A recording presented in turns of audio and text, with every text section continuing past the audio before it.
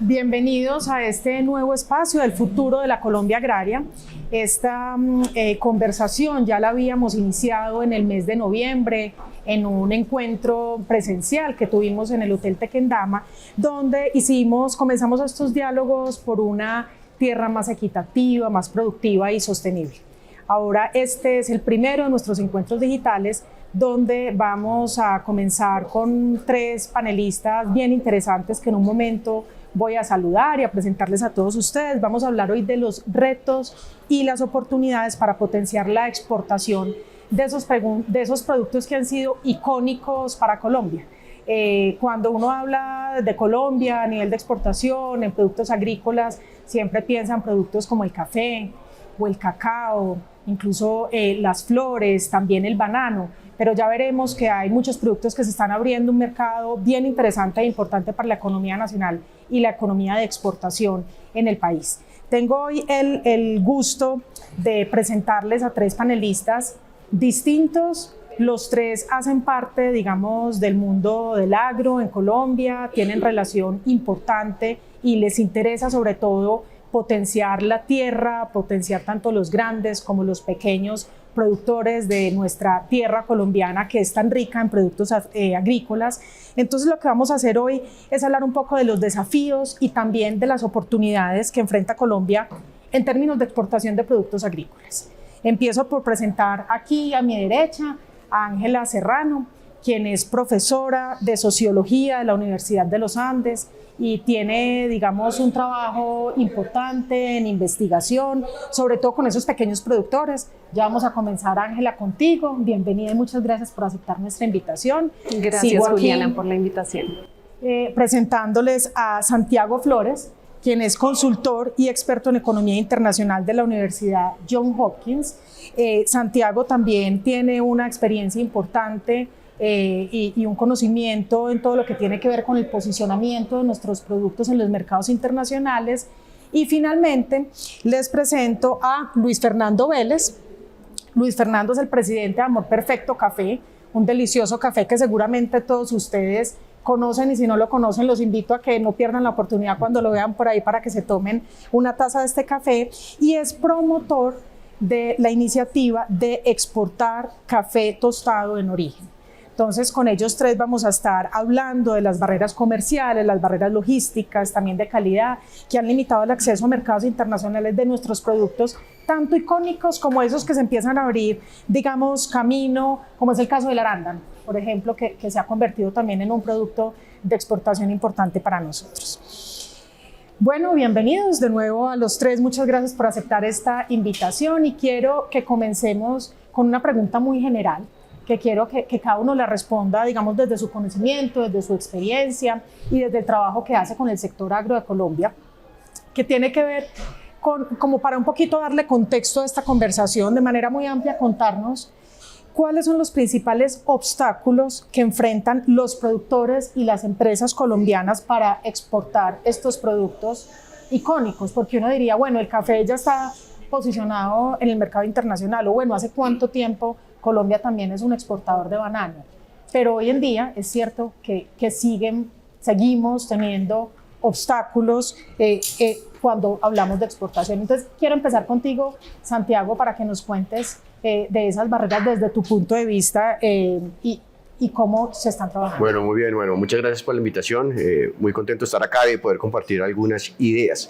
A mí, antes que hablar de obstáculos, me gustaría hablar de cuáles son esas ventajas que tenemos, porque muchas veces olvidamos nuestras grandes ventajas. ¿Cuál es una gran ventaja que tenemos? Una amplia frontera agrícola. Una amplia frontera agrícola con agua. Y yo sé que esto siempre se termina diciendo en estos paneles, pero no porque se repita, deja de ser importante. En junio de 2024, la UPA determinó que ya tenemos 43 millones de hectáreas. Y la frontera agrícola es importante porque si miramos países como Costa Rica, que es el principal exportador de piña fresca, ellos ya no tienen a dónde crecer, ya no hay tierra. No tienen tierra. Si miramos a Chile en temas de aguacatejas, su frontera agrícola incluso se ha reducido en el sur de Chile por temas de sequía. En contraste, nosotros tenemos 43 millones de hectáreas. Nosotros tenemos suficiente tierra para todos los temas de soberanía alimentaria y suficiente tierra para la producción y exportación de productos de alto valor. Y eso es algo que tenemos que recordar. Lo que pasa es que no lo estamos aprovechando. ¿Por qué? Porque en Colombia ocurre una paradoja, y es que tenemos mucha tierra, pero no tenemos un mercado de tierras. Entonces, por ejemplo, aquí vinieron a principio del año unos españoles para desarrollar unos proyectos forestales para exportar biomasa, que se llaman unos pellets. Más o menos están buscando en la región Caribe entre 3.500 y 4.500 hectáreas, no llegaron ni a 1.000 hectáreas. Entonces, claro, estos inversionistas dicen, ustedes nos dicen que para un proyecto soya maíz tienen más o menos 18 millones de hectáreas de frontera agrícola. A mí me gustaría tener una finca de 30.000 hectáreas, no hay.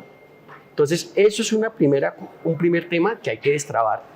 Y por eso aquí, cuando lo estábamos hablando informalmente, hay muchos problemas en temas de volumen, y esos problemas en tema de volumen se da porque, repito, a pesar de que tenemos mucha tierra, no hay un mercado de tierras. ¿Cuál es la otra ventaja que tenemos? Que es una ventaja grandísima. En Colombia se puede producir fruta los 365 días al año, ¿cierto? Y eso es algo que es impresionante. Por ejemplo, en Chile, los arándanos, hay 4 o 5 meses que no produce nada. Acá una mata de arándanos en Colombia te produce todas las semanas. Puede que en algunos momentos te produzca más, en algunos momentos te produce menos, pero te produce todas las semanas. Y eso marca una gran diferencia. ¿Por qué? Porque el negocio de la fruta, el negocio está en satisfacer la demanda del hemisferio norte. Entonces, ¿qué pasa? En el hemisferio norte, por temas de su ubicación, pues ellos no pueden producir fruta todos los meses del año, ¿cierto? Sin embargo, el consumidor quiere consumir fruta todos los días. Si ustedes se recuerdan, había todo un tema de la fruta de temporada, que se consumía la fruta de temporada. Eso ya no existe. La persona que está en Estados Unidos, en Canadá, en Italia, quiere comerse su aguacate y quiere comerse su aguacate todos los días, sin importar en qué estación esté. Eso es una gran oportunidad para los países como nosotros, el hemisferio sur. Entonces, así es como funciona el mercado de frutas. Entonces, ¿qué es lo que ha venido pasando en nuestro continente? Los chilenos, que fueron los primeros en sacar provecho de eso con sus digamos, hablemos sobre aguacate, con su cultivo de aguacate Hass, les empezaban a decir desde el mercado de Estados Unidos, oiga, ¿usted no me puede dar la proveeduría un poquito más temprano? No, necesito aguacate no solo en noviembre, sino lo van a necesitar en octubre. Pero sus tierras no daban. Entonces ellos empezaron a subir y subieron a Perú. Entonces dijeron, ¿sabe qué? ¿Usted no nos puede dar su aguacate un poquito más en septiembre? Y empezaron a subir de Perú y llegaron a Colombia. Si ustedes miran, en los últimos 5 años, las inversiones que se hicieron, sobre todo en el eje cafetero de aguacate Hass, vienen precisamente de inversionistas chilenos. Nosotros podemos producir fruta los 365 días al año, lo que implica que nosotros podemos exportar fruta en lo que se llaman las grandes ventanas de oportunidades. ¿Cuáles son las grandes ventanas de oportunidades? Cuando el hemisferio norte no está produciendo y los países que están al sur de Colombia todavía no tienen la cosecha. Entonces estamos hablando más o menos septiembre, octubre, más o menos marzo, abril, y ahí hay una gran oportunidad que podríamos destrabar, y creo que por ahí ya dejo esta idea y después la voy profundizando. Bueno, Colombia es un país de grandes productores y también pequeños productores, ¿no? Y obviamente hay, cuando uno conversa con el Ministerio de Agricultura, la ministra, digamos, tiene un interés importante en que esos pequeños productores también puedan, digamos, producir sus tierras, también producir sus propias tierras incluso. Y cuando tú hablabas de esa ventaja que tiene que ver con el volumen de tierra, ese volumen de tierra puede que sea una ventaja para el país, pero no lo es tanto para los pequeños productores, que muchas veces tienen que alquilar un pedazo de tierra para poder producir. A mí me gustaría que habláramos un poquito, Ángela, también con esa misma pregunta que tiene que ver con los principales obstáculos, aunque está bien tomarla como Santiago lo hacía, que también tiene que ver desde las ventajas. ¿Cómo es, digamos, el caso? Porque me da la impresión de que también tu respuesta tiene mucho que ver con esos grandes productores. ¿Cómo es el caso para los pequeños productores, que sé que has trabajado bastante en investigación en este campo?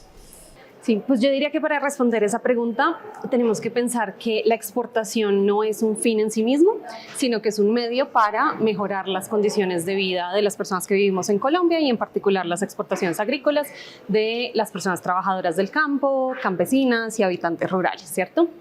En Colombia, digamos, más o menos el 50% de las exportaciones son de petróleo y minería, el 20% de productos agrícolas y el 20%, digamos, de manufactura manufacturas y eso.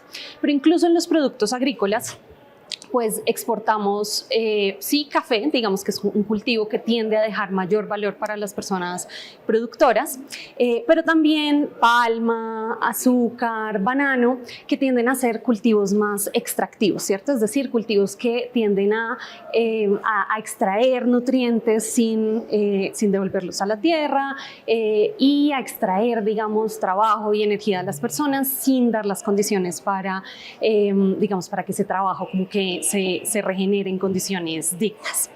Y yo diría que uno de los obstáculos es que en Colombia se han implementado políticas inadecuadas de exportación, tomando la exportación como un fin en sí mismo, ¿cierto? Como tenemos que aumentar las exportaciones sin importar qué. Y creo que aquí nos tenemos que preguntar es para qué son las exportaciones y cómo hacer que esas exportaciones sí beneficien a las personas del campo. Y en ese sentido es importante promover la exportación de productos diversificados, de cultivos diversificados, que tienden a ser, por ejemplo, el café, el cacao, las frutas exóticas como la uchúa, la gulupa y demás. Entonces es importante, digamos, promover políticas públicas que promuevan la diversificación de cultivos en el campo y ahorita, vamos a poder hablar de cómo, digamos, de cómo se hace eso. Pero también, digamos, otro obstáculo importante son los requisitos de calidad, ¿no? Los mercados internacionales piden, digamos, aguacates perfectos, todos del mismo. Que me gustaría, Ángela, y te quiero interrumpir Sí, ahí, ahorita como centrarnos en ese tema de calidad. Perfecto. Entonces, simplemente digo, ese es un obstáculo adicional.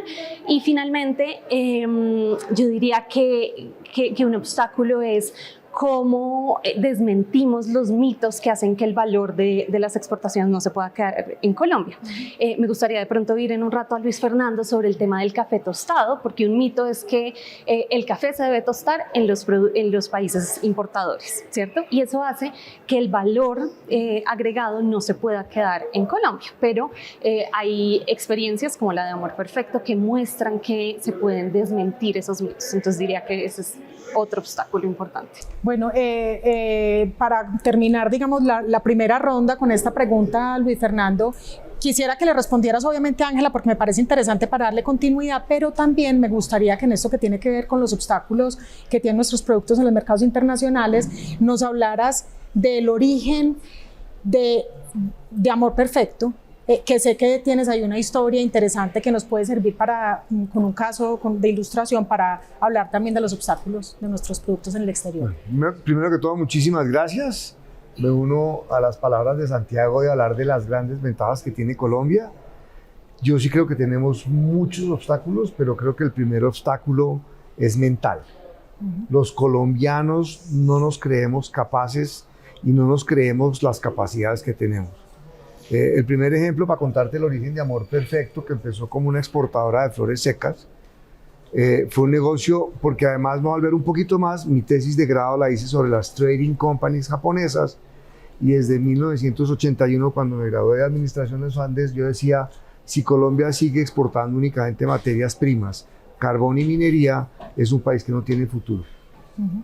40 y pico años después seguimos, como lo acaban de oír ustedes, de Ángela, exportando 50% petróleo, carbón y minería.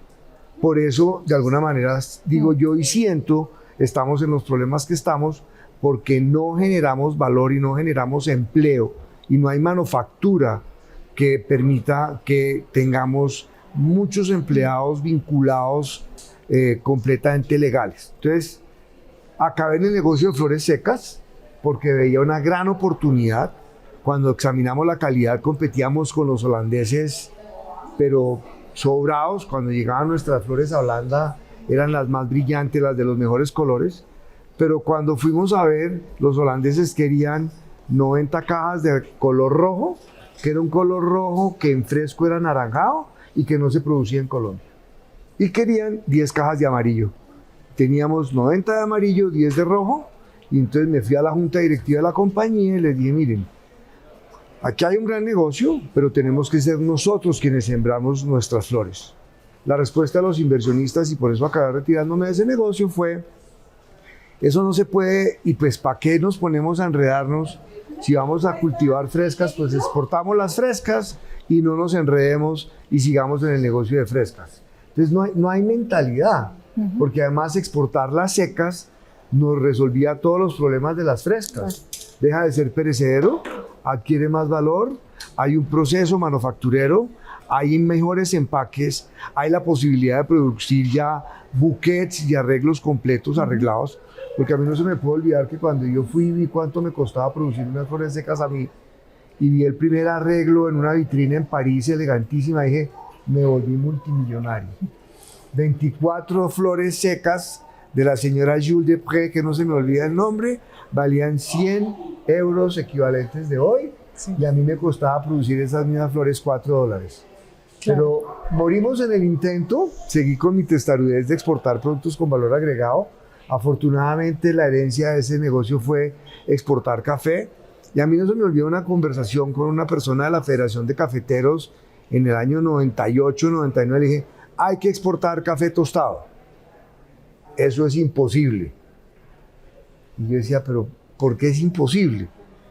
Y de alguna manera lo que hemos hecho en Amor Perfecto desde 1997 que empezamos fue pensar cómo podíamos o cómo lograr conectar la mayor reputación del mejor café del mundo, porque tenemos la geografía perfecta. Ahí sí que tenemos una superventaja.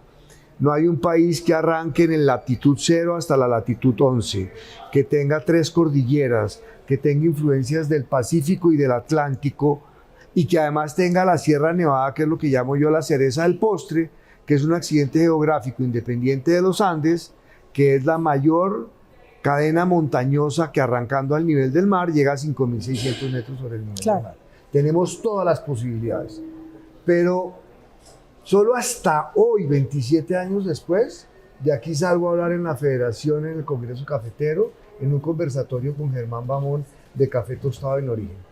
Y a Germán Bamón están que lo incineran porque está hablando de integrar y de agregar valor en la cadena, porque seguimos conformes con exportar una materia prima, habiendo tenido un gran ejemplo de anteriores gerentes de la Federación como Arturo Gómez Jaramillo, porque por los europeos, ellos quisieran que exportáramos pergamino. No exportamos pergamino, ahí hay una clase de café rápida que la voy a dar. Pergamino es después de que lo que entrega el caficultor, y lo que hace el exportador es trillarlo y clasificarlo. Hoy Colombia, gracias a esa época, prohibió la exportación de pergamino, pero si ustedes se acuerdan, las estadísticas económicas de Colombia hablaban, la industria creció X sin trilla de café, y X más con trilla de café. Hoy yo digo, deberíamos llegar a lo mismo. Ahora, Ángela me preguntaba, ¿por qué si es posible tostado en origen? Porque ya está demostrado que un café, desde que se trilla hasta que le llega al tostador a Europa o Estados Unidos, se toma 4 meses. Y en esos 4 meses, el grano pierde toda la glucosa, toda la glutamina y toda la fructosa. Queda siendo prácticamente un grano de celulosa con algunas notas. Entonces lo tienen que tostar muy alto para que sepa algo. Pero nos va a costar, y ese es el otro obstáculo que tenemos en café, mucha inversión en mercadeo, en publicidad, que son inversiones intangibles que nos da mucho miedo hacer, porque si nos vamos a Nuga, uno se encuentra con unos pabellones y unos stands de marcas tostadoras de café en Italia, tostadoras de café en Italia, ojo, no café italiano, porque ellos son tan hábiles en el mercadeo que la gente habla de café italiano, y como digo yo, café italiano no existe, pero tú en Anuga puedes encontrar 20, 25 marcas de café tostado en Italia que traen de todo el mundo, por lo general lo más malo. Se inventaron unos cuentos de mercadeo para decirnos que se necesitaba mezcla, para ponerle robusta, le ponen un poquito del colombiano, y cuando digo un poquito es literal, porque es que si produjéramos 16 millones de sacos, hoy producimos 13, seríamos apenas el 10% del total del consumo mundial. Entonces nuestro café, que es recogido en las montañas, grano a grano, con la mejor institucionalidad cafetera del planeta, nos lo usan como un ingrediente en lo que ellos tuestan.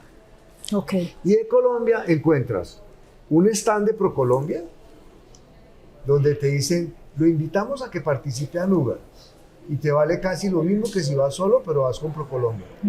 ¿Sí? Entonces, y montar un stand en Anuga vale un poco de plata, con un agravante. Vas el primer año, a lo mejor no vendes. Y vas el segundo y tampoco. Cuando ya te ven en el tercera o cuarta o quinta, te empiezan a ver que eres serio, pero las inversiones de mercado que hay que hacer son muy potentes. Listo. Me parece que quedamos así como con una intro de parte de los tres, diversa, pero que se complementa. Ahorita, Ángela, y ya para darle continuidad a nuestra conversación, hablabas de la calidad, que te interrumpí intencionalmente, porque precisamente quería que hablaras un poco de el tema de calidad e innovación. ¿Cómo pueden mejorar la innovación y la calidad de los productos colombianos también para mejorar ese posicionamiento en el exterior? Y te la extiendo a ti también a propósito de esos pequeños productores que muchas veces no logran llegar a los mercados, o al menos eso es lo que se cree, porque la calidad no les da o la producción no les da. ¿Cómo podrían innovar? ¿Qué es lo que está haciendo falta y cómo está, digamos, el escenario en ese sentido? Entonces, ¿por qué el tema de la calidad es tan importante cuando hablamos de exportación? Los requisitos de calidad en los mercados internacionales son muy estrictos. Entonces, ahorita mencioné brevemente el tema del aguacate, ¿cierto? Entonces, un aguacate Hass que va a mercados internacionales, primero, digamos, todos los aguacates de la caja deben pesar casi que exactamente lo mismo. Pero además, la cáscara del aguacate toda debe estar perfecta, sin ninguna manchita, nada. Y así no es como el árbol de aguacate produce el aguacate, ¿cierto? El árbol produce uno más grande, uno más chiquito y demás. Entonces, la manera en que usualmente los grandes productores pueden cumplir con los requisitos de calidad es a través de tecnologías muy costosas, ¿cierto? Sistemas de riego intensivos en energía para que todos los días todos los árboles tengan exactamente el mismo riego, fertilizantes sintéticos que también son muy costosos, pero esto no está disponible, digamos, para los productores a pequeña escala. Entonces, necesitamos digamos, como sistemas de control de calidad colectivos, ¿cierto? Entonces, centros de acopio, digamos, como sistemas, digamos, de vigilancia y control de las frutas que llegan al centro de acopio y demás, que se paguen entre diferentes productores a través de asociaciones y demás. Pero además, entonces, necesitamos promover esos cultivos que son viables de esta manera, ¿cierto? En general, los cultivos que hoy se producen como monocultivos, incluido el aguacate, pues no son viables, digamos, en términos de exportación para productores a pequeña escala, porque son muy costosos. Entonces, si el precio baja, entonces, pues pierden todo. Entonces, de nuevo, ¿qué necesitamos? Digamos, como promover esos cultivos que funcionan de manera diversificada, ¿no? Y promover sistemas de calidad, digamos, como de manera colectiva, pero también en términos de innovación, tecnologías adaptadas a cada tipo de productor, ¿no? Mientras para los grandes productores puede ser viable el riego electrificado, para los pequeños productores necesitamos tecnologías como riego por gravedad, ¿cierto? Necesitamos tecnologías como deshidratación de frutas con energía solar y demás, ¿no? Entonces, creo que lo importante acá es pensar en cómo para los pequeños productores, que en general es muy difícil por temas de volumen, como el que decías, Santiago, ¿cierto? Cómo se puede, a través de la innovación tecnológica y la innovación social, apoyar a las asociaciones de productores que existen, ¿cierto? Para que de manera asociativa se puedan implementar temas como centros de acopio, pero también, digamos, en términos como de innovación tecnológica, apoyar ese tipo de tecnologías que algunas veces no se reconocen como tecnologías, ¿no? Que son, digamos, tecnologías de bajo costo y que son importantes para los productores a pequeña escala. Y eso que mencionas es muy interesante y quiero seguir contigo, Santiago. Digamos que hay una reforma agraria que está ahí como en curso. Cuando nosotros estábamos, digamos, pensando la estructura de esta plataforma de contenidos que es el futuro de la Colombia agraria, que como decía al inicio, empezó con un gran encuentro y ahora tenemos estas conversaciones ya como puntuales sobre ciertas maneras de abordar el agro. Pensábamos que el tema de la tecnología era muy importante, ¿cierto? Pensábamos que todo el tema del desarrollo tecnológico era muy importante. Cuando empezamos ya a trabajar el tema y a pensar las temáticas, también veíamos que desde la reforma agraria es más, están mirando más el tema de tierras, no tanto el tema de la innovación desde el punto de vista tecnológico. Pero me gustaría que habláramos, o sea, somos un país diverso en todos los sentidos y tú misma lo decías y creo que tú también lo has tratado cuando hablas de los diferentes tipos de productos, que todos tienen obviamente unos ciclos diferentes de exportación, que unos enfrentan unos obstáculos y otros, unos tienen unas ventajas y otros. Pero en esa Colombia agraria tan diversa que tenemos, ¿cuáles deberían ser esas políticas o esos apoyos por parte del gobierno nacional o esas políticas públicas a implementarse para facilitar el acceso a mercados internacionales en todo este contexto del que estamos hablando? Sé que es muy amplia la pregunta, pero para... A mí hay una cadena que me parece muy interesante y que puede ser muy útil y es la cadena de arándanos. ¿Por qué los arándanos tienen tanto potencial? Primero, porque hay muchos floricultores que están metidos en el tema de arándanos. Debido a la pandemia, ellos se dieron cuenta y dijeron, oiga, aquí tenemos que diversificar.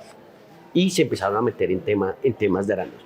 Los arándanos tienen una ventaja, Colombia tiene una ventaja muy grande en arándanos y muy grande en frutas.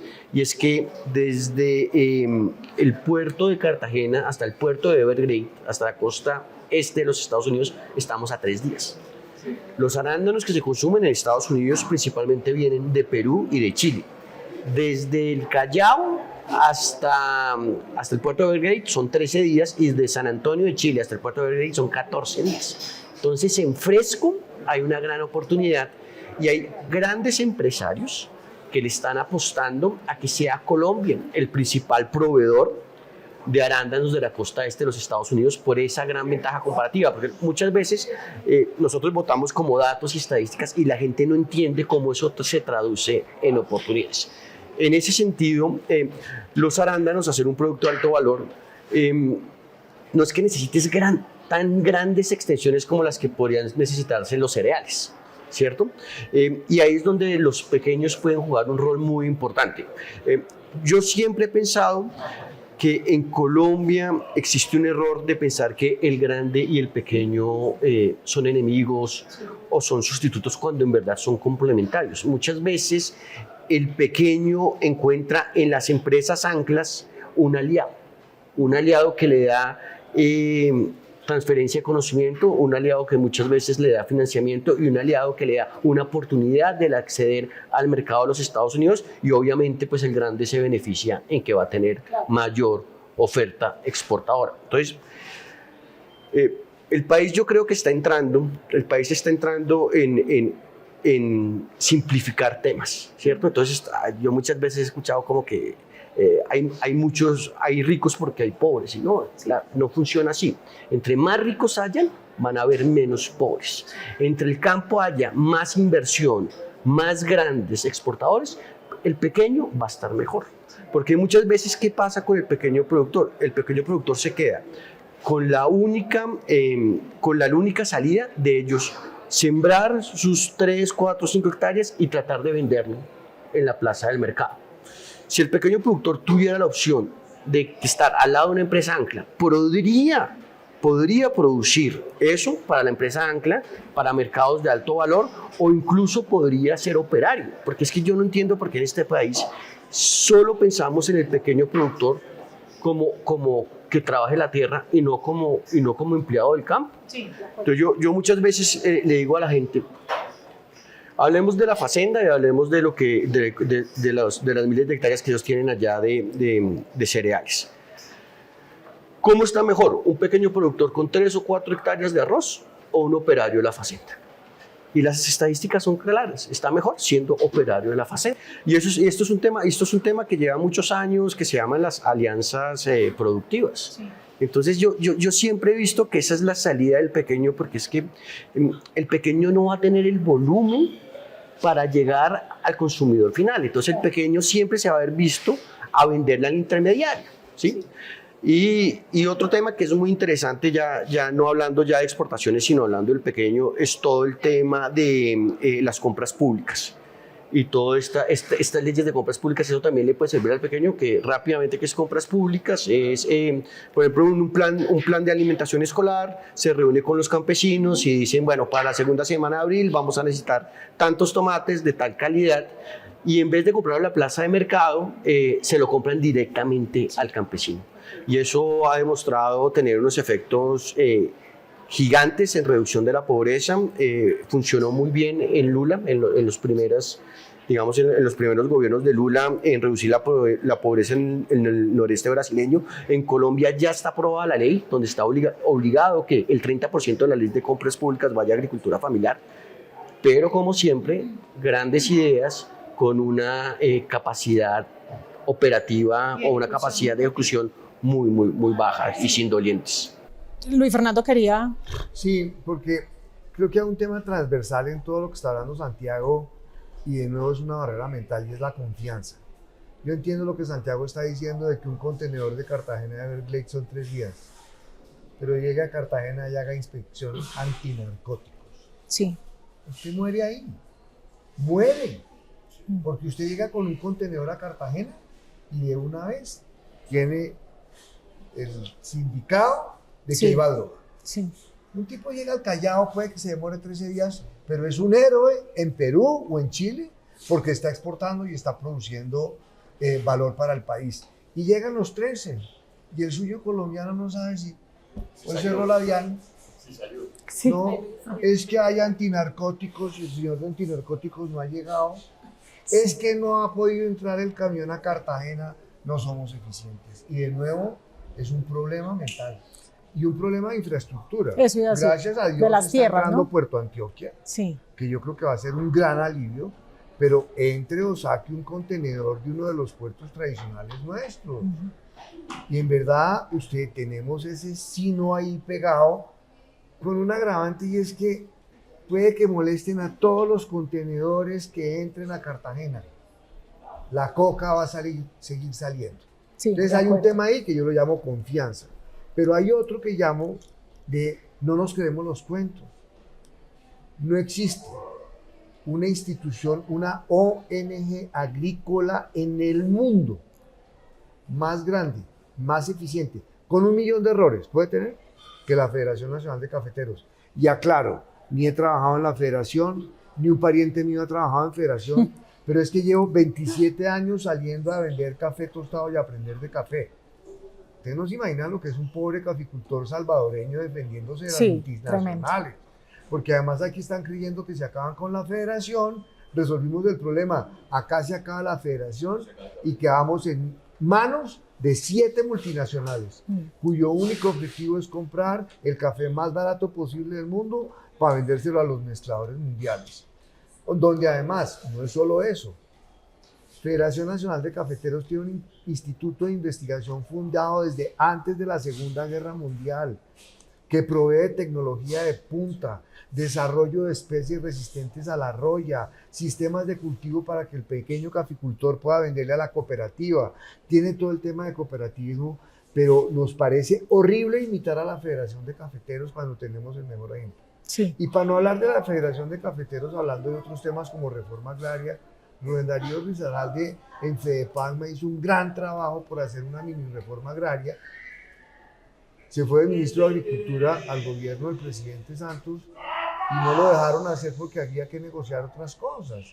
Entonces, mientras que no cambiemos el esquema mental de confiar en nosotros mismos, de imitar los buenos ejemplos, de estar convencidos de que somos muchísimos colombianos trabajando por el bien del país, miren, podemos aquí quedarnos hablando de lo que quieran. Yo puedo complementar algo que dices. A mí me impresiona mucho este país porque yo estudiando esto y hablando con empresarios y conociendo todo este tema de las exportaciones, uno se da cuenta que el país lo tiene todo. El país hay inversionistas, hay tecnología, hay admisibilidad, pero no hay visión, no hay la voluntad política ni la visión de hacerlo. Y no entiendo por qué no la hay. Yo creo que comparto lo que dice, como que nos hace falta esa mentalidad, nos hace falta esa visión de decir, se puede hacer. Y se puede hacer en muchos productos. Es que no es como que tengamos una oportunidad, tenemos múltiples oportunidades. Sí, que es un tema cultural también, ¿no? Y repito, lo tenemos todo: la tierra, el agua, los inversionistas, los mercados, los productos, las ventajas competitivas, las ventajas comparativas. Y no pasa. Claro, Ángela, querías también agregar algo. Sí, hay un tema clave, me parece a mí, es pensar en los encadenamientos, ¿no? Creo yo que con frecuencia se dice, vamos a apostarle al aguacate, vamos a apostarle a la uchuva, a la gulupa, ¿cierto? Pero no es suficiente, digamos, con dar, por ejemplo, como hizo mucho tiempo Finagro, créditos por línea, ¿cierto? Entonces vamos a dar créditos a una tasa subsidiada para sembrar uchuva o para sembrar aguacate o lo que sea, sino que hay que pensar en cómo va a llegar el producto del productor al consumidor, ¿cierto? Que es lo que decías ahorita, Luis Fernando, clave.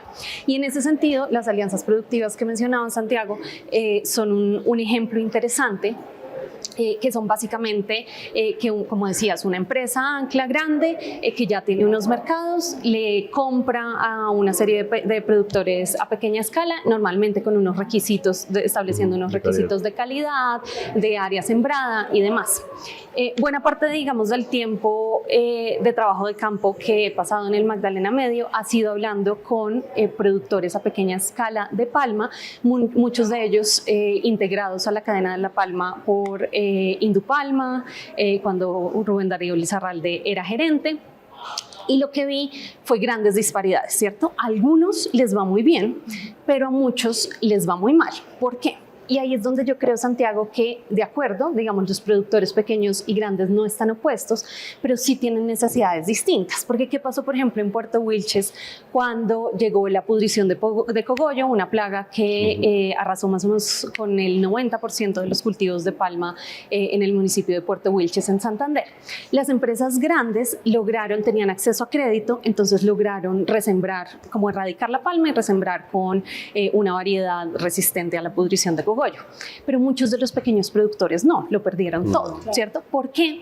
Porque los monocultivos no son viables para los productores a pequeña escala, ¿cierto? Hay ejemplos de palma a pequeña escala, como por ejemplo el programa de palma campesina del Programa de Desarrollo y Paz del Magdalena Medio, que promovió la siembra de palma a pequeña escala, pero digamos en como pequeños monocultivos rodeados por policultivos. Entonces, cuando a estos productores les llegó la pudrición de cogollo, ¿qué pasó? Pues todavía tenían la guayaba, la yuca, los cítricos para sostener su finca, pero también para el sustento. Entonces ahí es donde yo creo que estas políticas deben estar pensadas sí en cómo, digamos, encadenar a los pequeños y grandes productores, pero reconociendo, digamos, las diferencias en términos de posibilidades y el tipo de políticas que necesitan.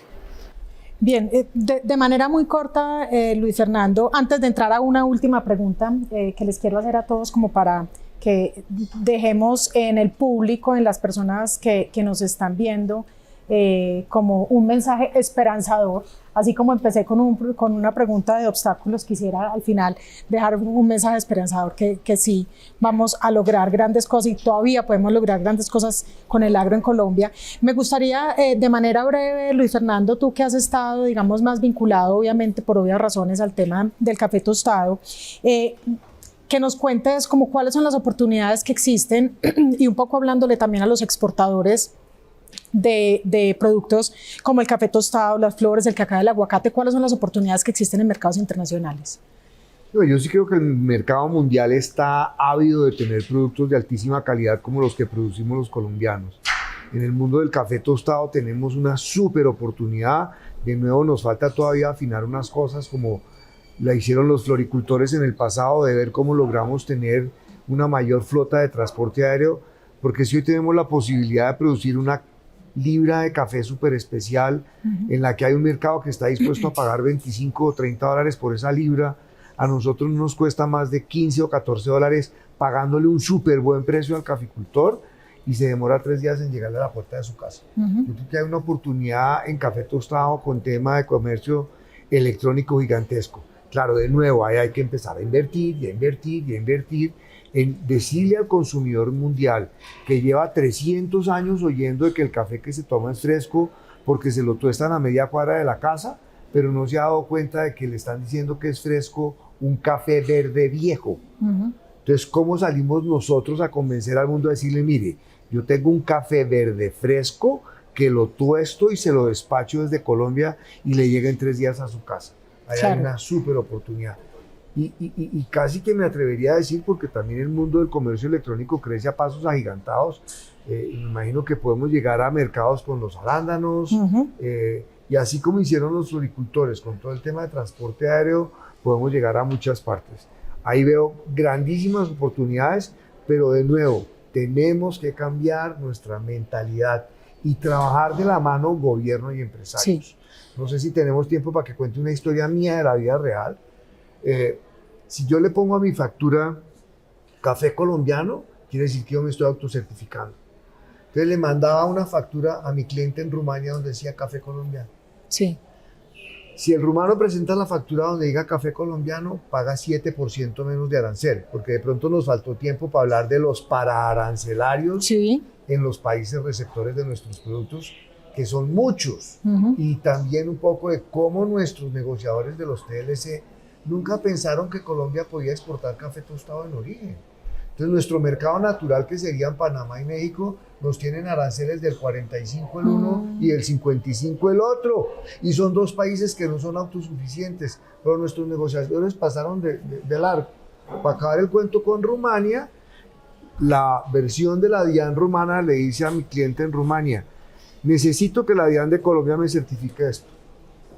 Llega el mensaje a la DIAN de Colombia, la DIAN nos manda un mensaje, nosotros por alguna razón no contestamos el mensaje inmediatamente, y entonces a nosotros nos llegan inspectores de la DIAN a nuestra oficina, toc toc, vengo de investigación, usted va a quedar prohibido de exportar, si usted no paga 30 millones una multa, entonces va a quedar restringido a las exportaciones, y con una tristeza, pero lo tengo que contar acá porque pues es la primera vez que tengo la oportunidad, y dice, pero si usted me da tanto, yo le resuelvo el problema.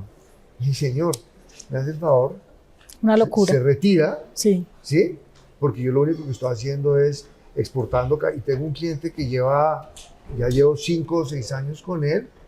Los clientes nuestros todos son de unas cantidades muy chiquitas, pero cada día crecen más, y ese es un cliente que empezó con $1,500 cada 2 meses, hoy es un cliente de casi $30,000 en exportación, pero para mí el mensaje es, la oportunidad está, los productos están, todo lo que se necesite hacer al interior lo podemos hacer, pero lo primero que tenemos que cambiar es la mentalidad de trabajar unidos, el sector gobierno con el sector privado y con todas las autoridades.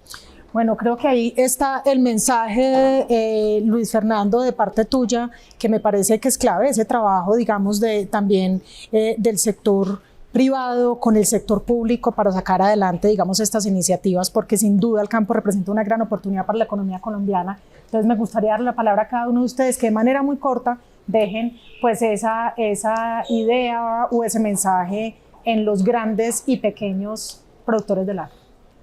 Bueno, a mí me gustaría decir un tema que creo que es muy importante, que hay que empezarlo a hablar, y es el de productos forestales no maderables. Y aquí de por sí salió un artículo en The Economist de cómo Colombia está lleno de vainilla. Estamos llenos de vainilla en el Chocó. Y es vainilla que ya está ahí porque es vainilla que está silvestre. Entonces, es decir, incluso es más atractivo para el mercado internacional porque es una vainilla que está libre de productos químicos. En esa misma línea de pensamiento también tenemos posiblemente más de 2 millones de hectáreas de azaí que, según Edgar Montenegro, director de Corpocampo, que es el mayor productor de azaí, podría generar 200.000 empleos en zonas como Chocó y Putumayo. Entonces yo creo que acá el gobierno, en vez de estar hablando de comprar la hoja de coca, yo creo que se debería enfocar en estas cadenas. Y que estas son cadenas que tienen un mercado donde se pueden exportar. Aquí no estamos hablando de, porque no sé si ustedes recuerdan, hace unos años se hizo un tema de sustitución de cultivos con pitaya y había un montón de pitaya, pero eso en los mercados internacionales no estaban demandando pitaya. Entonces, pero estos son productos que ya tienen la venta garantizada en los mercados internacionales. Y algo similar pasa con los aceites. Aquí en vez, y aquí vuelvo acá análogamente a lo que dice Luis Fernando con el café, pero con aceite, aquí ¿por qué estamos exportando aceite crudo de palma? Exportemos aceite refinado de palma y exportémoslo al mercado natural de los Estados Unidos. Les podemos ganar a los de Indonesia y Malasia porque tenemos unas ventajas logísticas, ¿sí? Entonces, yo creo que el mensaje es, y yo comparto lo que dice Luis Fernando, es: yo creo que el sector público tiene que empezar a trabajar con los privados y tenemos que empezar a coger, no sé, 4 o 5 oportunidades, pero trabajar de verdad. O sea, no documentos, sino no carretas, sino hacerlo pasar. Porque pasan los años y pasan los años y pasan los años y nos quedamos hablando de potencial, y el potencial es nada. El potencial no existe si no se hace nada al respecto. Ese sería mi mensaje. Listo, muchas gracias. Y ahora, Ángela, para terminar. Bueno, de acuerdo ahí con el tema de esos productos de alto valor agregado como el azaí y demás, porque son esos productos los que pueden hacer que como ese gran número de productores agrarios pueda vivir de sus tierras, ¿cierto? En Colombia el 48% de los predios rurales son de menos de 3 hectáreas. Para que uno pueda vivir de un predio de 3 hectáreas, tiene que producir cultivos de alto valor agregado como el café de especialidad o como el azaí. Pero no solamente, ¿cierto? Sino que tiene que haber una complementariedad entre el mercado de exportación con el mercado interno, ¿cierto? Porque esos productores, como ya dije, es muy riesgoso que vivan solo de la exportación. Entonces, ese me parece un mensaje importante, como poner a hablar las políticas públicas para la exportación con las políticas públicas para el mercado interno. Y el segundo mensaje que yo daría es: tenemos un reto gigante en términos de asociatividad, ¿cierto? Sin asociatividad es muy poco probable que se pueda desarrollar la infraestructura, los sistemas de calidad, el acopio para el volumen, para la exportación. Y eso es muy difícil en Colombia, entre otras cosas porque las asociaciones campesinas fueron de las que más sufrieron con el conflicto armado.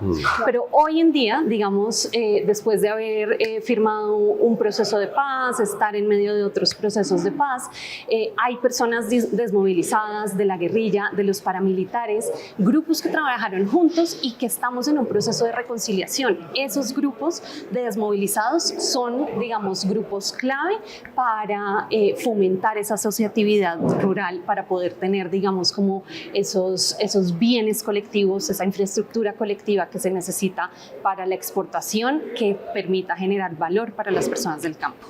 Bueno, pues muchas gracias Ángela, muchas gracias Santiago, Luis Fernando.